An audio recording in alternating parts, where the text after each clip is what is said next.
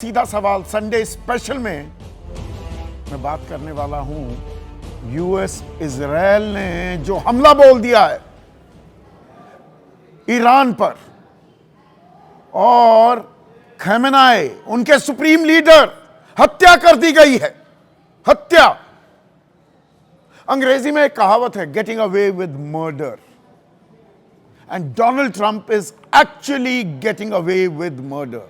और is he, मतलब अंग्रेजी में एक जो फ्रेज गेटिंग, कत्ल करके भी कोई कुछ नहीं कर पाएगा, आराम से निकल जाओगे।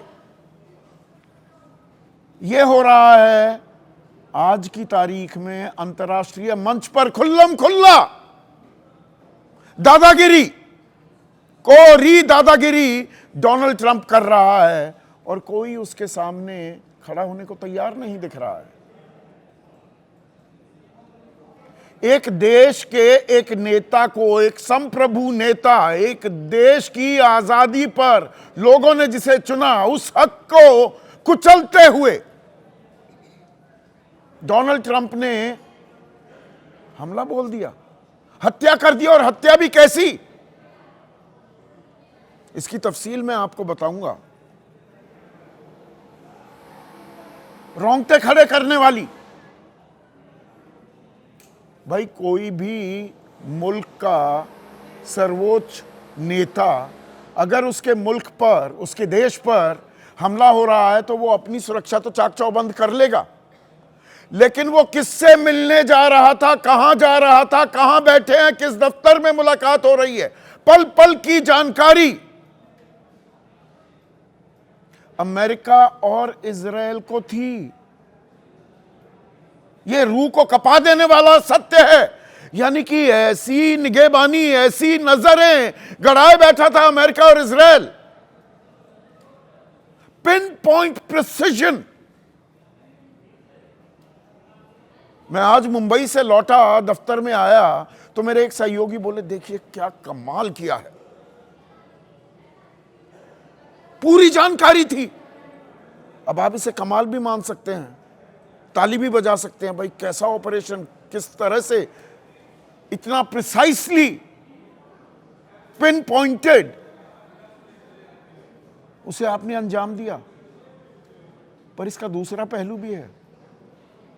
इस कदर जासूसी इस तरह से नजर रख सकता है अमेरिका, तो ईरान का नंबर आया, खमेनेई का नंबर आया, तो अगला नंबर किसका है? आपका भी तो हो सकता है। वेनेजुएला में जो हमने देखा, वहां के राष्ट्रपति, वो कितना भी तानाशाही क्यों ना हो, कितना वो भ्रष्ट था, उसकी जनता ने चुना। वहां की जनता उठा लिया, अगवा कर लिया, कैदियों की तरह अपनी जेलों में रख लिया। कौन हो भाई तुम? भाई अमेरिका की गुंडागर्दी चलेगी?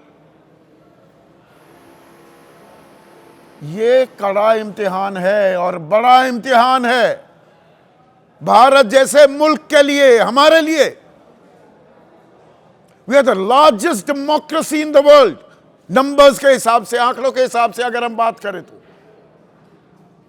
तो किसी देश की संप्रभुता को छिन्न भिन्न कर दिया जाए, और जो हमारा दोस्त रहा हो सदियों से, और हम दोनों तरफ ये कहें कि भाई संप्रभुता का सम्मान होना चाहिए, संयम बरतो, धीरज बरतो, इसी से बात खत्म हो जाती है क्या? और जो ये कहानी अनफोल्ड हो रही है, जो ये युद्ध हो रहा है, इसके आर्थिक असरात क्या होंगे पूरी दुनिया के लिए? कल शेयर बाजार में कैसा त्राहिमाम मचेगा? सप्लाई चेन्स कितनी डिस्टर्ब हो रही हैं। स्ट्रेट ऑफ हॉर्मुज में 150 टैंकर वहां अटक रहे हैं, उन पर भी हमला कर रहा है अब ईरान। गिर गया है क्योंकि उसे भी अपना वजूद बचाना है। पर अर्थव्यवस्था का क्या होगा, और हमारे लिए, भारत के लिए इसके मायने क्या हैं, आर्थिक भी, और हमारे जो लोग वहां फंसे हैं, इस पर आज मैं चर्चा करने वाला हूं। ऐसे में आपकी राय, आपके सुझाव और आपके सवाल, जो अब सीधा सवाल के अहम हिस्सा बन चुके हैं, उनका रहेगा इंतजार। तो ईरान पर अमेरिका और इजराइल के हमले लगातार जारी हैं। ईरान भी पलटवार कर रहा है, 9 देशों पर हमले कर रहा है जहां पर अमेरिका के बेस हैं। लेकिन आज की बड़ी खबर यह कि सर्वोच्च नेता ईरान का खमेनेई, इन हमलों में मौत हो गई। और मौत दरअसल सही शब्द नहीं होगा, हत्या कर दी गई है। इजराइल और अमेरिका ने खमेनेई की हत्या कर दी। और खमेनेई ही नहीं, उनकी बेटी, उनका दामाद, उनके पोते पोती, वो भी मारे गए। और आईडीएफ इजराइल दावा कर रहा है कि ईरान के 40 टॉप कमांडर्स मार दिए गए हैं। मतलब टॉप लीडरशिप खल्लास ईरान की ऐसी सैन्य कार्रवाई को अंजाम दिया है, पिन पॉइंट प्रिसिजन। और किस कदर ईरान के तमाम नेताओं की खोज खबर रखी जा रही थी, उन पर नजर रखी जा रही थी। अब ये एक चिलिंग सा डिटेल आपको देने वाला हूं, रूह कांप जाएगी आपकी, रोंगटे खड़े हो जाएंगे। जो लोग मारे गए हैं, आयतुल्लाह अली खमेनेई का तो नाम मैंने बता ही दिया, अजीज नसीरजादे रक्षा मंत्री, Mohammad Pakpour commander in chief Republican Guards के, अली शमखानी, ये नाम ध्यान रखिएगा, अली शमखानी सलाहकार थे, सुरक्षा परिषद के सदस्य भी, मोहम्मद शिराजी, सालेह असीदी, हुसैन जबल अमेलियन, रजा मुजाफरी निया और अब्दुल रहीम मुसावी, ये chief major general Iran army के रणनीतिकार, तमाम बड़े अधिकारी। अब जो नाम मैंने आपको कहा था कि गौर कीजिएगा, अली शमखानी, ये सुरक्षा सलाहकार, सुरक्षा परिषद में सलाहकार थे और खासम खास थे खमेनेई के। और खमेनेई इनसे मिलने जा रहे थे, पर अमेरिका और इजराइल पहले से ही नजर बनाए बैठे थे और उन्हें पता लग गया सैटेलाइट्स के जरिए, जाहिर सी बात है कि अली शमखानी से मिलने आ रहे हैं खमेनेई, और वहां पर बम दाग दिए और पूरी की पूरी लीडरशिप खत्म। अब इसमें दाद भी देने वाले हैं कि क्या कमाल का सैन्य ऑपरेशन उसे अंजाम दे सकते हैं अमेरिका और इजराइल। लेकिन ये तो किसी के साथ भी फिर कर सकते हैं। ये खुली गुंडागर्दी हो रही है, दादागिरी दिखा रहे हैं डोनाल्ड ट्रंप। वेनेजुएला में राष्ट्रपति को उठा लिया, यहां पर सर्वोच्च नेता को जान से मार दिया, हत्या कर दी। यही डराने धमकाने का खेल, खुला खेल फर्रुखाबादी चल पड़ा है क्या अंतर्राष्ट्रीय मंच पर। और भारत संयम बरतने की वकालत तो कर रहा है, अपील कर रहा है दोनों पक्षों से, संवाद और कूटनीति के जरिए रास्ता निकाला जाए, यह बात भी कह रहा है, और संप्रभुता और क्षेत्रीय अखंडता का सम्मान किया जाए। पर यह क्या काफी है? कल कश्मीर के मामले पर अमेरिका दखल अंदाजी करने लगे, हमें पाठ पढ़ाने लगे, संप्रभुता के साथ खिलवाड़ करने लगे, हमारी जो टेरिटोरियल इंटेग्रिटी है उसमें दखल अंदाजी करने लगे, क्षेत्रीय अखंडता जो है, हमारी सीमा की सुरक्षाओं पर सवाल उठाने लगे। क्या हम जवाब नहीं देंगे? और भारत तो नॉन अलाइन मूवमेंट का सिरमौर था, अगुवाई करते थे हम, पूरी दुनिया को इंसानियत और मानवता का हम पाठ पढ़ाते हैं। यहां इंसानियत और मानवता तार तार हो रही है। ईरान भी हमले कर रहा है। ईरान 8-8 देशों पर उसने हमला बोल दिया है, और यहां पर क्योंकि अमेरिका के बेसिस हैं,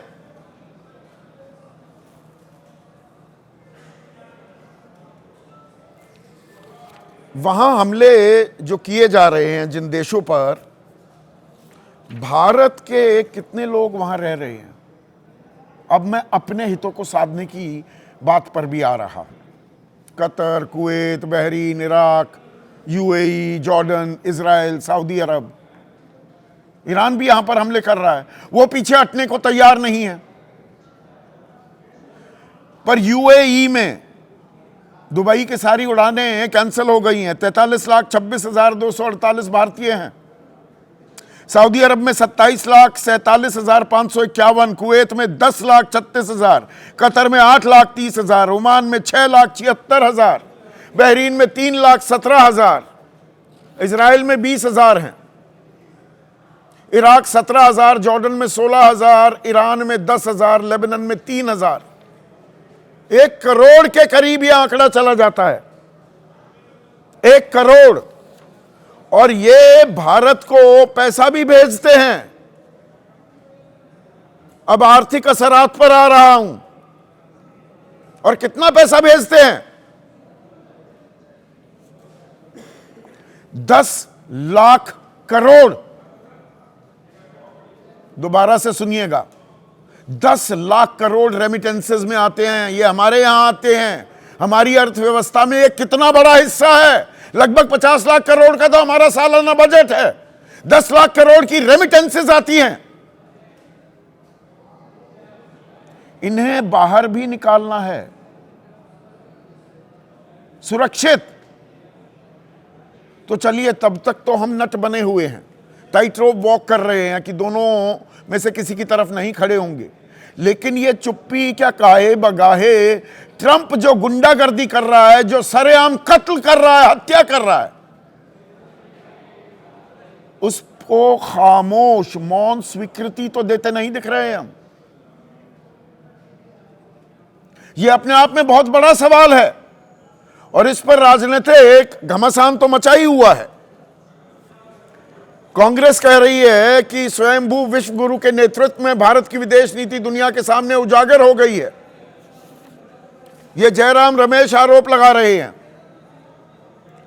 महबूबा मुफ्ती कह रही हैं हमारा देश उभरती ताकत है, शांति में भूमिका निभा सकते हैं, लेकिन सरकार की पॉलिसी एक तरफा है। संजय सिंह आम आदमी पार्टी के वरिष्ठ नेता हैं, कह रहे हैं सरकार अपना रुख साफ करे, विदेश मंत्री नहीं प्रधानमंत्री बयान दे। और प्रधानमंत्री ने कोई शोक संदेश क्यों नहीं दिया है? चिराग पासवान कह रहे हैं कि राजनीति नहीं होनी चाहिए इस मसले पर। और असदुद्दीन ओवैसी कह रहे हैं ये तो मौका है विश्व गुरु बनने का, बीच में घुसिए, युद्ध रुकवाइए। सुनिए जरा क्या कहा जा रहा है राजनीतिक जमात की तरफ से। ये मौका है भारत के प्रधानमंत्री को अपने लीडरशिप स्किल्स को दिखाने का इंटरनेशनल लेवल पर। विश्व गुरु अगर हम बनना चाहते तो ये मौका है। मुझे लगता है कि इस पे किसी भी दल, पार्टी, नेता के बयान से ज्यादा अधिकृत बयान जो सरकार के हैं उनका ही महत्व होना चाहिए और किसी को इस पे इतने सेंसिटिव मैटर पे बयानबाजी करनी नहीं चाहिए। और राजनीतिक घमासान के साथ साथ सड़कों पर प्रदर्शन भी हमें देखने को मिल रहा है, क्योंकि शिया मुल्क है ईरान, और भारत में भी शियाओं की ठीक ठाक तादाद है। कुल मुस्लिम आबादी का 10 से 15% के बीच शिया आबादी का आकलन किया जाता है। भारत में भी, दुनिया भर में भी ऐसा ही है। 10 से 13% शिया हैं कुल मुसलमानों में। तो दिल्ली हो चाहे लखनऊ का कल मैंने उदाहरण दिया था, यहाँ से अटल बिहारी वाजपेयी देश के प्रधानमंत्री रह चुके हैं, सांसद रहे। अब राजनाथ सिंह भी वहाँ से सांसद हैं, क्योंकि यहाँ शिया की अच्छी खासी तादाद है और ये बीजेपी को वोट देते आए हैं, समर्थक रहे हैं। संभल, रायबरेली, अलीगढ़, जौनपुर, हैदराबाद, बेंगलुरु, जम्मू, श्रीनगर, बांदीपुरा, बारामूला, ले, सब जगह प्रदर्शन हुए। जम्मू कश्मीर में तो 2 दिन के लिए स्कूल कॉलेज बंद कर दिए गए हैं। ऐसा सैलाब, ऐसा हुजूम लोगों का सड़कों पर उतरा है। पर जब मैं आर्थिक असरात की बात कर रहा था, मैं एक बात और आपको बता दूं। 10 लाख रेमिटेंसेस, पैसे तो आ रहे हैं 10 लाख करोड़ रुपए, लेकिन तेल का खेल वो बहुत बड़ा है। 88% से ज्यादा जितनी तेल की हमें जरूरत होती है वो हम आयात करते हैं, 88.6%। 11,60,000 करोड़ का तेल, कच्चा तेल हमने पिछले साल आयात किया, 11,60,000 करोड़। अब इस आंकड़े पर भी गौर कीजिए। और इसमें से 50% खाड़ी मुल्कों से आता है। और स्ट्रेट ऑफ हॉर्मुज में 150 टैंकर वहां पर अटक रहे हैं, निकल ही नहीं रहे। एक टैंकर को तो निशाना भी बना दिया। तो शुरुआती अनुमान जो लग रहे हैं $10 से $15 प्रति बैरल अंतर्राष्ट्रीय तेल की कीमतें बढ़ेगी। और यह तो सिर्फ कीमतों की बात, और इसमें इंश्योरेंस। अब कोई भी जो शिप से आ रहा है, जहाज से आ रहा है, समुद्री जहाज से तेल, उसकी इंश्योरेंस होती है भाई, वो वरना वो समुद्री लुटेरे, पायरेट्स इन पे कब्जा कर लेते हैं या उड़ा ही दिया जाए। तो 50% तेल जो खाड़ी मुल्कों से आ रहा है 12 लाख करोड़ के करीब का, 11,60,000 करोड़ मैंने आंकड़ा बताया आपको। तो 6 लाख करोड़ के हमारे तेल के आयात पर अच्छा खासा असर पड़ने वाला है। और दुनिया दो खेमों में अगर बट गई, अब तो रूस आंखें तरेर रहा है, चीन ने तो सीधे कह दिया है ये संप्रभुता पर हमला है, ये नाकाबिले बर्दाश्त है। उत्तर कोरिया भी बीच में कूद पड़ा है। दूसरी तरफ मुस्लिम देशों में ही एक दरार, एक तकरार सामने आती दिख रही है। इसमें हां, एक बात बताना भूल गया मैं आपको, एक कमाल का बयान है निशिकांत दुबे, सांसद बीजेपी के। अद्भुत ज्ञान है, ये दिव्य ज्ञान है, इस पर गौर कीजिएगा। ट्वीट किया है, अपना भारतीय पासपोर्ट छोड़कर दुबई जाने वाले लोगों के लिए सबक, मोदी जी हैं तो हम सुरक्षित हैं। लंबे लंबे सोशल मीडिया पर पोस्ट करना आसान है। मतलब जो ईमानदारी की कमाई करने लोग जा रहे हैं, 10 लाख करोड़ रुपए वापस भारत भेजते हैं, अब इन्हें गद्दार बता रहे हैं और कह रहे हैं वहां जाओगे तो ऐसा होगा ही। अपने बेटे को इंग्लैंड में पढ़ा रहे हैं, बर्मिंघम या कौन सी यूनिवर्सिटी, वो देखा था मैंने फोटो।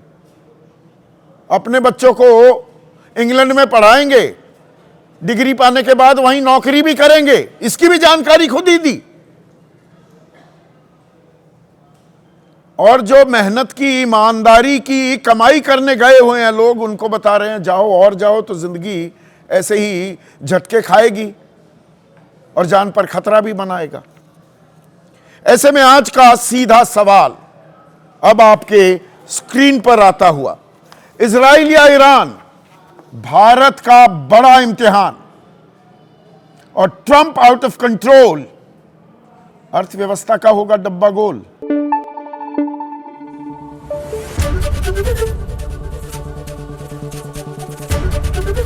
एबीपी न्यूज आपको रखे आगे।